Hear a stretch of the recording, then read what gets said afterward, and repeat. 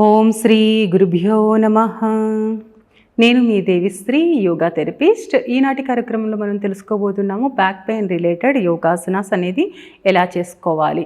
Back పెయిన్లో మనం చూస్తే కనుక చాలామంది సఫర్ అవుతున్నటువంటి విషయం లంబార్ దగ్గర నుంచి లంబార్ దగ్గర L1 దగ్గర నుంచి L5 వరకు ఉన్నటువంటి డిస్కల్ దగ్గర L3, L4, L5 దగ్గర నుంచి స్టార్ట్ అయ్యి ఒక 3 నర్వ్స్ అనేవి లెగ్లో తుంటి దగ్గర నుంచి స్టార్ట్ అయ్యి కంప్లీట్ లెగ్ అంతా కూడా వెళ్ళి టో వరకు వెళ్ళేటువంటి పెద్ద నర్వ్ ఏదైతే ఉందో ఆ నర్వ్ దగ్గర పించ్ చేస్తున్నట్టు, లేదంటే దాన్ని కావాలని ఎవరో ప్రెస్ చేస్తున్నట్టు చాలా విపరీతమైనటువంటి పెయిన్ అనేది వస్తూ ఉంటుంది. సో ఆ యొక్క పెయిన్ని తగ్గించుకోవడానికి ఏ విధమైనటువంటి మూవ్స్ చేసుకోవాలి, యోగాలో ఏ విధమైనటువంటి ఆసనాస్ చేసుకోవాలో ఇప్పుడు మనం చూద్దాము. ఈ యొక్క పెయిన్ దగ్గరికి వస్తే సియాటికా పెయిన్ అనేది వినటానికి కామన్ అయిపోయింది. ఈ రోజుల్లో చాలామంది ఈ యొక్క కంప్లైంట్ని చెప్తూ ఉన్నారు. కానీ యోగ సాధన చేసిన తర్వాత వితిన్ 1 మంత్లో చాలామంది నా యొక్క స్టూడెంట్స్లో నేను చూసినటువంటి రిజల్ట్ ఏది ఉంది అంటే, అంతకుముందు నేను పడుకోలేకపోతున్నానండి, ఆ కాలంతా కూడా నైట్ అంతా బాగా పెయిన్ వస్తూ ఉంది, నాకు పడుకున్నా కానీ సడన్గా నాకు ఆ పెయిన్ వల్ల నేను లేవాల్సి వచ్చేది, సో ప్రాపర్గా నాకు స్లీప్ అనేది ఉండట్లేదు అనేది. నెక్స్ట్ ఎవరైతే కనుక జర్నీలు చేసి బైక్ మీద వెళ్ళాలి, లేదంటే బస్సులో ట్రావెల్ చేస్తూ ఉండాలి, జాబ్ పర్పస్ వెళ్తూ ఉండాలి అనే వాళ్ళు కూడా మెయిన్ కంప్లైంట్ నాకు చేసేది బండి మీద అసలు డ్రైవ్ చేయలేకపోతున్నాను, బైక్ డ్రైవ్ చేయాలంటే అసలు చాలా ప్రాబ్లం అనిపిస్తుంది, దానికన్నా బెటర్ నాకు జాబ్ మానేయాలనిపిస్తుంది అనే కంప్లైంట్ అనేది ఉంది. బస్ ఎక్కడం దిగడం చోట కూడా ఈ యొక్క సయాటికా నర్వ్ పెట్టేటువంటి ఇబ్బందులతో బయటికి వెళ్ళడం ఇప్పుడు అసలు అవసరమా అనేటువంటి పరిస్థితుల్లో చాలామంది ఈ యొక్క ప్రాబ్లమ్ని సఫర్ అవుతూ ఉన్నారు. ఓకే, ఇవన్నీ క్రాస్ చేసి మనం జాబ్ వరకు వెళ్ళిన తర్వాత ఎక్కువసేపు కూర్చుని వర్క్ చేసే వాళ్ళకి అదొక పెద్ద నరకంగా ఉంటుంది. లైక్ సాఫ్ట్వేర్ ఎంప్లాయీస్ ఉన్నారు, వాళ్ళు ఎక్కువ టైం అనేది కూర్చుని సిస్టమ్ ముందు ఎక్కువసేపు అలా గంటల తరబడి ఉంటూ ఉంటారు. వీళ్ళకి ఆ కాలం లాగేస్తూ ఉంటుంది ఒక పక్కన. ఇంకొకటి సర్వైకల్ ఇష్యూ కూడా ఎక్కువగా ఉండేటువంటి వాళ్ళే అధికంగా ఉన్నారు. సో ఈ యొక్క మూవ్స్ చేసుకోవడం వలన వీళ్ళకి కూడా చాలా బాగా హెల్ప్ అవుతుంది. టీచర్స్ ఆర్ ఇంజనీర్స్ కనుక చూస్తే ఎక్కువ టైం వీళ్ళు ప్రాపర్గా నుంచోకుండా 2 లెగ్స్ మీద ఒక హిప్ని డౌన్ చేసి ఒక హిప్ని పైకి చేసి ఉండడం వలన కూడా ఈ యొక్క ప్రాబ్లం అనేది ఫేస్ చేస్తున్నారు. ప్రాబ్లం అనేది రాకోకుండా ఉండటానికి మరియు ప్రాబ్లమ్ని క్యూర్ చేయడానికి కూడా ఈ యొక్క మూవ్స్ చాలా వరకు మీకు హెల్ప్ అవుతాయి. సో ఇంజనీర్స్ ఎవరైతే ఉన్నారో ఎక్కువ టైం అనేది సైట్లో నుంచో ఉండేటప్పుడు మీరు చూసుకోండి, ఎత్తు పల్లాలని మీరు గమనించుకోకుండా ఒక కాలుని హైట్ మీద పెట్టడం, ఒక కాలు అనేది డౌన్లో పెట్టడం, అలా అనీవెన్గా ఉన్నటువంటి ఫ్లోర్ పైన ఎక్కువసేపు అలానే నుంచుంటారు కాబట్టి అప్పుడు కూడా మీకు ప్రాబ్లం అవుతుంది. ఈ యొక్క చిన్న చిన్నటువంటి మిస్టేక్స్ని తీసేసేయండి. డైలీ నిత్య సాధన అనేది 1 అవర్ పెట్టుకోండి. ఈ 1 అవర్ హిప్ ఓపెనింగ్ ఎక్సర్సైజెస్ ఏవైతే ఉన్నాయో అవి వాటి మీద ఫోకస్ చేయండి. అలాగే మీ యొక్క బ్యాక్ స్ట్రెంథనింగ్ ఎక్సర్సైజెస్ ఉంటాయి. ఈ సెట్ ఆఫ్ ఆసనాస్ తీసుకుని ఈ యొక్క ప్రాక్టీస్తో పాటు కొంచెం ప్రాణాయామం, అలాగే ఫుడ్లో లో క్యాలరీస్ ఉన్నటువంటి ఫుడ్ కనుక తీసుకుంటే, అంటే కార్బోహైడ్రేట్స్ అనేది ఎక్కువ తీసుకోవద్దు. మీరు ఒబెసిటీ అనేది అధికమైపోయింది అనుకోండి, ఈ యొక్క పెయిన్ అనేది కూడా చాలా ఎక్కువైపోతుంది. మీకున్నటువంటి ఈ పెయిన్కి అది కూడా కాజ్ అవుతుంది. ఎక్కువ వెయిట్ అనేది మీ బాడీ వెయిట్ని కూడా మీరు మోసుకోలేని పరిస్థితి అనేది ఏర్పడిపోతుంది. సో మీరు వెయిట్ కంట్రోల్ అనేది ఖచ్చితంగా అవసరం అనేది ఉంటుంది. ఇంకా బ్యాక్ పెయిన్తో మనం మెయిన్ అనేది ఏం మిస్టేక్స్ చేస్తున్నామో ఆ యొక్క మిస్టేక్స్ దగ్గర కూడా కొంచెం క్లియర్ చేసుకుంటాం చాలా మంచిది. బ్యాక్ బాగా ఇబ్బంది అనిపిస్తుంది, సయాటికా అనేది నర్వ్ అనేది బాగా లాగేస్తుంది అంటే నిత్య యోగ సాధన మార్నింగ్ అండ్ నైట్ ఖచ్చితంగా మీరు చేసుకోవాల్సి ఉంటుంది. అలాగే డైట్ కూడా ప్రాపర్గా తీసుకోవాల్సి ఉంటుంది. స్విమ్మింగ్ అనేది చాలా చాలా ది బెస్ట్గా మీకు ఉపయోగపడుతుంది. వీలైతే కనుక ఈ యొక్క సమ్మర్లో 1/2 అవర్ స్విమ్మింగ్కి వెళ్ళండి. ఈ యొక్క సమస్య తగ్గడానికి చాలా బాగా ఉపయోగపడుతుంది.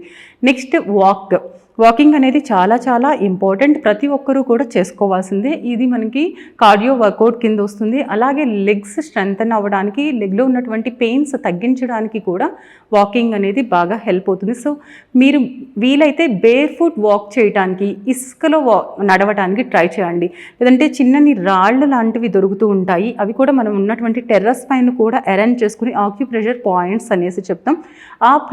ఆ యొక్క వాక్ కూడా చాలా బాగా మనకి వీటిని చెక్ పెట్టడానికి ఉపయోగపడుతుంది. అలాగే హిప్ ఓపెనింగ్ ఎక్సర్సైజ్ చూస్తే ఇవి మన యొక్క హిప్కి స్ట్రెంగ్త్ తీసుకురావడానికి, ఫ్లెక్సిబుల్ తీసుకుని రావడానికి ఉపయోగపడుతుంది. బ్యాక్ పెయిన్ని తగ్గించడానికి కూడా ఉపయోగపడతాయి.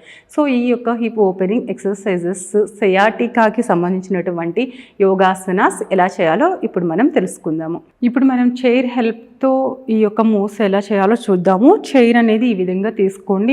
మీ ఇంట్లో ఉన్నటువంటి ఏ చైర్ అయినా తీసుకోవచ్చు, లేదంటే వుడెన్ సోఫా అయినా కానీ తీసుకోవచ్చు. మరీ సాఫ్ట్గా ఉన్నటువంటి కుషన్స్ లాంటివి తీసుకోవద్దు, లేదంటే బెడ్ కూడా తీసుకుని చేసుకోవచ్చు. కాకపోతే చైర్ తీసుకునే వాళ్ళు ఈ యొక్క చైర్ అనేది వాల్కి పెట్టేసండి. వాల్కి పెడితే ఎక్కడ కూడా మూవ్ అవుతుంది అనేటువంటి భయం అనేది ఉండదు. సో మీరు చాలా ఈజీగా వీటిని చేసుకోవచ్చు. దీనికోసం స్టాండింగ్ పొజిషన్లో తీసుకుని ఒక కాల్ని ఈ విధంగా పైకి పెట్టేసేయండి. ఇక్కడ పైకి ఉంచి 2 చేతులు కూడా నడుం పైన ఉంచేసేయండి. ఉంచి నిదానంగా మన యొక్క గోర్స్ టైట్ చేస్తూ నెమ్మదిగా లెగ్ అంతా కూడా బాగా స్ట్రెచ్ చేసుకుంటూ ఈ యొక్క హిప్ దగ్గర నుంచి డౌన్ లెగ్ అంతా కూడా బాగా సాగుతూ ఉండాలి. వీలైనంత వరకు ముందుకు ఇలా స్ట్రెచ్ అవుతూ ఉండాలి. వెనకాల మోకాలు స్ట్రైట్ ఉండాలి. నీ పైకి పుల్ చేసుకుని ఉండాలి, డౌన్కి చేయొద్దు. హీల్ డౌన్కి ప్రెస్ చేసి ఉంచాలి. ఈ యొక్క అన్ని మూవ్స్ కూడా చాలా చాలా ఇంపార్టెంట్ అవుతాయి. స్లోగా రిలీజ్ చేస్తూ మళ్ళీ బ్యాక్ వచ్చేసండి. ఎవరైతే సమస్యతో సఫర్ అవుతున్నారో వాళ్ళకి చాలా హ్యాపీ, అంటే కొంచెం మంచిగా అనిపిస్తుంది. అట్ ద సేమ్ టైం ఆ ఉన్నటువంటి సమస్యతో కూడినటువంటి ఆ పెయిన్ ఇంకా లాగుతూ ఉంటాం కాబట్టి చేసే టైంలో చిన్నగా కొంచెం పెయిన్ అనేది అనిపిస్తుంది. కానీ చేసిన తర్వాత ఆ పెయిన్ అనేది చాలా వరకు రిలాక్స్ అయిపోతుంది. సో మూవ్ చేస్తూ నెమ్మదిగా వెళ్ళి ఒక 5 కౌంట్స్ వరకు ఈ పోస్చర్లో ఉండే ప్రయత్నం చేయండి. దెన్ స్లోగా రిలీజ్ చేస్తూ బాక్కి ఇంకొకసారి బ్రీత్ ఇన్ చేసుకుంటూ మీ యొక్క హిప్ మీద ఫోకస్ చేస్తూ లిగమెంట్స్ మీద ఫోకస్ చేయండి. అలాగే హ్యామ్స్ట్రింగ్స్ ఎలా స్ట్రెచ్ అవుతున్నాయో ఫోకస్ చేయండి. గూడ్స్ ఏ విధంగా టైట్ అవుతున్నాయో ఫోకస్ చేయండి. Then slowly release. Down leg మీద చాలా ఫోకస్ ఉండాలి. మోకాల వరకు కూడా వెళ్ళాలి. ఫోకస్ అంతా కూడా స్లోగా మళ్ళీ స్ట్రెచ్ చేసుకుంటూ వెళ్ళాలి. ఇలా 1 లెగ్తో చేసిన తర్వాత సెకండ్ లెగ్తో కూడా చేసుకోవాలి. అంటే రైట్ లెగ్ అనేది నేను ఫస్ట్ తీసుకున్నాను. ఎప్పుడు కూడా మనం యోగ సాధనలో రైట్తో స్టార్ట్ చేస్తాం, లెఫ్ట్తో ఎండ్ చేస్తాం. సో రైట్ లెగ్ తీసుకున్నప్పుడు మనం ఎన్ని కౌంట్స్ అయితే చేస్తామో అదేవిధంగా లెఫ్ట్ లెగ్తో చేసేటప్పుడు కూడా సేమ్ కౌంట్ అనేది చేసుకోవాలి. ఇలా లెగ్ చేంజ్ చేసేసి లెఫ్ట్ లెగ్ని ఈ విధంగా పైకి ఉంచేసేయండి. 2 హ్యాండ్స్ని ఈ విధంగా ఉంచేసి నెమ్మదిగా ముందుకు స్ట్రెచ్ చేసుకుంటూ వెళ్ళండి. ఇక్కడ ఒక 5 కౌంట్స్ వరకు మీ యొక్క పోస్చర్ అంతా కూడా చక్కగా స్ట్రెచ్ చేసుకుంటూ ఉండండి. 1 2 3 4 5. Then slowly relax. ఎవరికైతే సివియర్గా పెయిన్ అనిపిస్తుందో వాళ్ళు యోగా టీచర్ యొక్క సమక్షంలో చేసుకుంటే కనుక ది బెస్ట్ రిజల్ట్ అనేది పొందొచ్చు. బేసిక్గా ఉంది పెయిన్ అనుకుంటే కనుక మీరు చూసుకుని నిదానంగా ప్రాక్టీస్ అనేది చేసుకోవచ్చు. అలాగే కౌంట్ని స్లోగా ఇంక్రీజ్ చేసుకుంటూ కూడా వెళ్ళాలి. 1 2 3 4 5 రిలాక్స్. ఇంకొకసారి చూద్దాము. శ్వాస తీసుకుంటూ పొజిషన్లోకి వెళ్ళండి. లెగ్ మీద పూర్తిగా ఫోకస్ చేస్తూ హిప్ మీద ఫోకస్ చేసుకోండి, బటక్స్ మీద ఫోకస్ చేసుకోండి. Deep breath in and out. Then slowly release. ఈ విధంగా మనం ఒక 10 కౌంట్స్ వరకు కూడా చేసుకోవచ్చు. అలాగే రిపీటెడ్గా కూడా మనం చేసుకోవడం వలన హిప్ ఓపెనింగ్ అనేది అవుతుంది. అలాగే లేడీస్ ఎవరైతే గైనిక్ ఇష్యూస్తో సఫర్ అవుతున్నారో వాళ్ళకి కూడా ఇది చాలా బాగా హెల్ప్ అవుతుంది. కాలేజ్ పిల్లలు కనుక చేసుకుంటే, అంటే ఆఫ్టర్ మ్యారేజ్ పిల్లలు పుట్టేటప్పుడు కూడా నార్మల్ డెలివరీస్ అవ్వడానికి కూడా ఇది చాలా అద్భుతంగా పనిచేస్తాయి. స్టేజ్ 1లో చేసేటువంటిది ఇలా కొంచెం ముందు వరకు ఈ విధంగా వెళ్ళి చేసాము.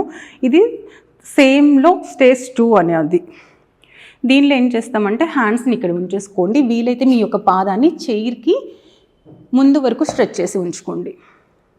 ఈ పోస్టర్లో మనం ఎక్కడ ఫార్వర్డ్ బెండింగ్ చేయట్లేదు. బ్యాక్ పెయిన్తో ఎవరైతే సఫర్ అవుతున్నారో వాళ్ళు బాగా గుర్తుపెట్టుకోవాల్సినటువంటి విషయం, ఫార్వర్డ్ బెండింగ్స్ అనేది మాత్రం అసలు చేయొద్దు. ఫార్వర్డ్ బెండింగ్ ఆసనాస్ అన్నీ కూడా మీరు ఖచ్చితంగా అవాయిడ్ చేసేయాల్సిందే. ఇలా ఉంచి బ్రీత్ ఇన్ చేస్తూ ముందుకి ఇలా చైర్ జరక్కోకుండా ఉండడం కోసమే మనం వాల్ హెల్ప్ తీసుకోండి. పక్కా మీరు చైర్ మాత్రం వాల్కి పెట్టేసి ఉంచాల్సిందే. దెన్ స్లోలీ ఎక్సేల్ చేస్తూ లెగ్ చూడండి వీలైనంత వరకు చక్కగా స్ట్రెచ్ చేయండి. డౌన్ లెగ్ కూడా చాలా వరకు స్ట్రైట్గానే ఉండాలి. అప్పర్ బాడీ ముందుకు స్ట్రెచ్ చేస్తూ వెళ్ళండి. ఇలా ముందుకు స్ట్రెచ్ చేసే కొద్దికి ఈ యొక్క లిగమెంట్స్ అన్నీ కూడా బాగా స్ట్రెచ్ అవుతాయి. గమనించండి వాటిని. Again deep breathing, then exhalation. Slowly come down, down. Stretch your back, stretch your leg, then slowly release. Again deep inhale, stretch, then exhalation, slowly go down. నెమ్మదిగా పైకి వచ్చేసి లెగ్ని స్లోగా బ్యాక్ తీసుకుని వచ్చి relax, then relax your back. చక్కగా బాగా stretch చేసేసి ఉంచండి. లెగ్స్ రెండు కూడా స్ట్రైట్గా ఉంచాలి. అప్పర్ బాడీ అంతా కూడా బాగా సాగదీసి ఉంచే ప్రయత్నం చేయండి. నా స్లోలీ చేంజ్ యువర్ లెగ్. నెమ్మదిగా ముందుకు స్ట్రెచ్ చేయండి బాడీకి అంతా కూడా కంప్లీట్గా. దెన్ స్లోగా లెగ్ స్ట్రైట్ చేస్తూ అప్పర్ బాడీ అంతా కూడా బాగా స్ట్రెచ్ చేస్తూ ముందుకు సాగాలి. Deep inhale, then slowly exhalation, push. Then slowly exhale చేస్తూ డౌన్కి. లెగ్ బ్యాక్ తీసుకుంటూ 2 లెగ్స్ బ్యాక్ ఉంచేసేయండి. అప్పర్ బాడీ చాలా స్ట్రెచ్ చేస్తూ రిలాక్స్. ఫార్వర్డ్ బెండింగ్ చేయొద్దు, ఫ్లోర్ వరకు చేయొద్దు, హాఫ్ వరకు మాత్రమే చేసుకోవాలి. Uttana Padasana. Then slowly walk forward, come to third asana position. Chair help తీసుకుని చైర్లో లెగ్ చూడండి ఇలా పైకి లిఫ్ట్ చేసేసి ఫోల్డ్ చేసి ఉంచుకోండి. ఈ లెగ్ని ఈ విధంగా ఫోల్డ్ అయ్యి చైర్లో చక్కగా కంఫర్ట్గా ఉండే విధంగా ఉంచుకోండి. ఈ సెకండ్ లెగ్ కొంచెం చైర్ నుంచి డౌన్కి తీసుకువెళ్తున్నాను, అంటే కొంచెం డిస్టెన్స్ తీసుకుంటున్నా. ఇక్కడి నుంచి లెగ్ని ఈ విధంగా డౌన్కి తీసుకుని వెళ్తూ ఈ లెగ్ చూడండి కంప్లీట్గా స్ట్రెచ్ అవుతూ ఉండాలి. పెల్విక్ ఓపెన్ అవ్వాలి. ఈ లెగ్ మొత్తం కూడా నర్వ్స్ అన్నీ కూడా బాగా స్ట్రెచ్ అవుతూ ఉండాలి. స్లోగా ఇక్కడి నుంచి బ్యాక్ వచ్చేసేయండి. మళ్ళీ ఇంకొకసారి normal breathing, normal breathing. 1 2 3 4 5. Then slowly come back. ఇంకొకసారి స్ట్రెచ్ చేస్తున్నాను. లెగ్ వీలైనంత వరకు సాగదీసేసేయండి. నెమ్మదిగా పైకి వచ్చేసేయండి. ఈ విధంగా మనం ఒక 5 కౌంట్స్ అనేది చేసుకుని లెగ్ చేంజ్ చేసి మళ్ళీ ఒక 5 కౌంట్స్ చేసుకోవాలి. ఇలా మనం ఒక 3 సెట్స్ వరకు చేసుకుంటే బెస్ట్ రిజల్ట్ అనేది ఉంటుంది.